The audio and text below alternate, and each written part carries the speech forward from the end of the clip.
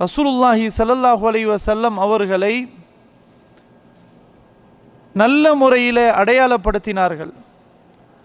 அவர்கள் சாதிக் அல் அமீன், உண்மையாளர், வாய்மையாளர், நம்பிக்கைக்குரியவர் என்றெல்லாம் குறைஷி குஃபார்களும் கூட ரசூலுல்லாஹி ஸல்லல்லாஹு அலைஹி வஸல்லம் அவர்களை பார்த்து சொல்லியிருக்கிறார்கள், புகழ்ந்திருக்கிறார்கள்.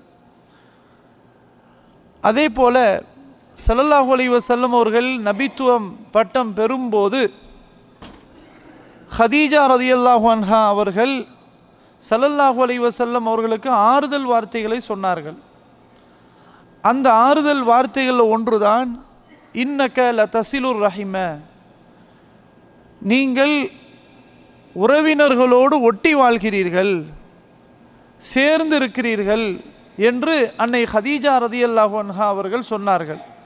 எனவே அல்லாஹ் சுப்ஹானஹு வ தஆலா உங்களை ஒருபோதும் கைவிட மாட்டான் என்றும் சொன்னார்கள் ஹதீஜா ரலியல்லாஹு அன்ஹா. இப்போ ஸல்லல்லாஹு அலைஹி வஸல்லம் அவர்களுடைய இல்லம் இனிய இல்லமாக அமைந்ததற்கு மிகப்பெரிய காரணம் உறவினர்களோடு ஒட்டி வாழ்ந்திருக்கிறார்கள்.